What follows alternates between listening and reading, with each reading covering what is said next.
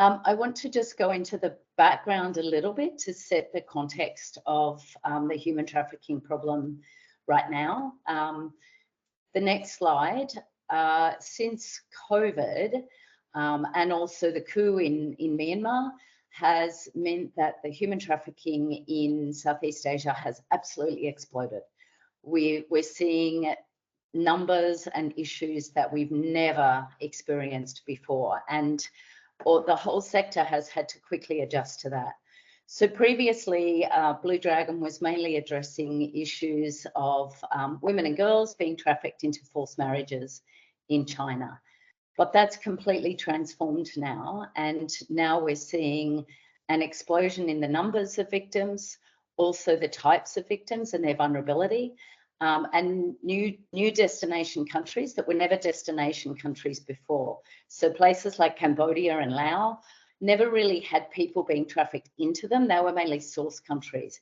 So that's causing all sorts of problems. And we've also experienced new forms of exploitation, especially what you may have heard of is the scam compounds that have popped up all over Southeast Asia, but especially in Cambodia, Myanmar and Laos. And this is where there are actually victims on both sides of this criminal enterprise. So people are being trafficked into the scam compounds and forced to scam money out of victims in other countries. So you may have heard of pig butchering or romance scams. It's also illegal online gambling, illegal gaming. And so millions and millions, actually billions of dollars are being scammed out of people in richer countries. But the people who are doing the scamming are also victims of human trafficking and are being exploited in very violent compounds in these areas. So I won't go into that in a lot of detail, just to show you a couple of charts to illustrate these trends. On the next slide, you can see that the number of men who are being trafficked is increasing very rapidly. And in 2023, we actually rescued our first transgender victim as well, who was trafficked into a scam compound in Cambodia. And on the next slide, you can see the changes in the forms of exploitation. So the green there, the dark green is forced marriage. And that, as you can see, hasn't really changed much. It kind of goes up and down a little bit, but the percentage of victims is very similar. But what has grown is the pale green, that's the forced criminality. Thankfully, we can also see some success stories there. The purple is forced labour. Largely that was child labour, children in Vietnam being trafficked internally into garment sweatshops within Vietnam. And that has pretty much ended now. And this is the reason that we believe that we can end other forms of trafficking as well, because we've managed to, through our comprehensive approach, we've managed to end the trafficking of children into garment sweatshops. So now, having set that context, I want to talk a little bit about a case study, which I've never really used this phrase, but our case study of socio-technical thinking for the prevention of human trafficking. So this is one example of how we implement our whole stream approach. We talk about integrated clusters of activities, which are very grassroots and are coming from the community up. So they're really based on very much based on the local needs, the local cultural situation, but also informed by other evidence. So what you just saw in the graphs, that's based on our research and understanding the situation of trafficking, who is vulnerable, where are the victims, to be able to target our interventions appropriately. As you can see, probably by the beautiful clothing in the picture, the main vulnerability in Vietnam is ethnic minority people that are living in very remote areas and are highly disadvantaged.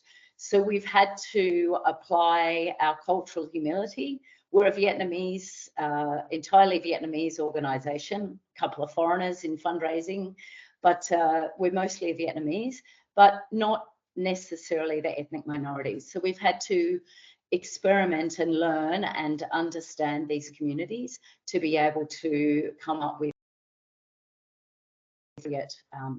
appropriate interventions that will be long-term, sustainable, and also importantly low cost. On the next slide, I explain this a little bit more. The specific model that we're implementing is called an anti-trafficking board. And I won't go into a lot of detail on that, but basically it's a very local grassroots initiative that involves local leaders and local organisations like the Women's Union, and the lady with the mic is from the local Women's Union, to educate the community about human trafficking, but also to screen for specific risks. So, for example, children who have dropped out of school, migrants who've left for work but are out of contact with their family, and then importantly, to close the loop, to respond to reduce that vulnerability. So to make sure that we're actually reducing vulnerability, not just educating people about the risks, but reducing those risks. And I think this is where it becomes more broadly applicable, and this dovetails with some of the stuff that Scott was talking about. We're really working within the local culture and ensuring that there's social innovation. So everything is coming from the ground up and it's tailored. The model is not a one size fits all. It's tailored to the specific needs and the specific situation of each community. So the education, for example, is delivered in the local language anywhere that it's implemented, and it's delivered by local people who have the respect and the trust of those local people. And the interventions that reduce vulnerability are also relevant to the local community. So in one community, it might be appropriate to, you know, a good enterprise might be raising goats. In another community, more urban area, it might be setting up a small business like a mechanic shop or a hairdresser. And so whatever it is that's relevant and appropriate for that community is what we try to do. Then on the next slide, I dig into this a little bit more, looking at what has been the impact so far. You can see on the right-hand side, we started with this anti-trafficking boards in one village in 2019. And actually we experimented with 3 or 4 different models of prevention in different villages, in different areas. And based on that, we studied and researched and evaluated what was the most effective approach. And what turned out was this very local village anti-trafficking boards. Based on that, the government then went, wow, this actually works. This is useful. This is something that we can apply. And so we're able to expand to 16 villages in one province.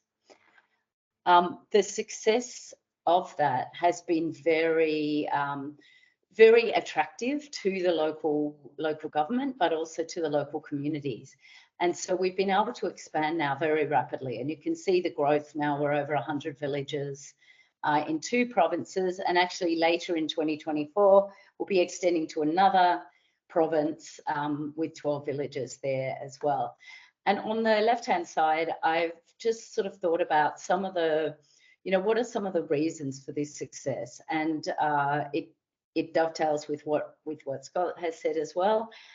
Some of the other important things are that this is a very low-cost intervention, and it was based on evidence, but also based on the local culture. So grassroots and low cost, that has then been able to be adopted. In Vietnam, we work very closely with the government because in Vietnam, the government is everywhere. It's a one-party state, as you would know.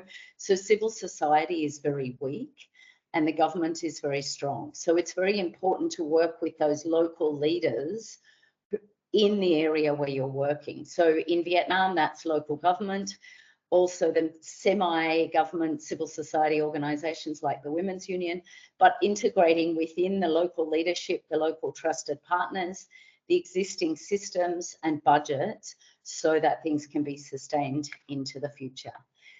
And I guess just going back to the issue where, as I said at the beginning, you know, human trafficking has changed, you know, very, very quickly. COVID just changed everything pretty much overnight. But we were able to continue with the anti-trafficking boards, and they continue to be relevant because they're very flexible, and they're able to be tailored to the local community and to the specific trend in trafficking. So even though the trends changed completely from trafficking to China to trafficking to Cambodia, we were able to adjust that and continue to see some success in that. I will stop there. I can see there's a question in the chat, but I'll hand back to you, Matt, and let you facilitate the Q&A.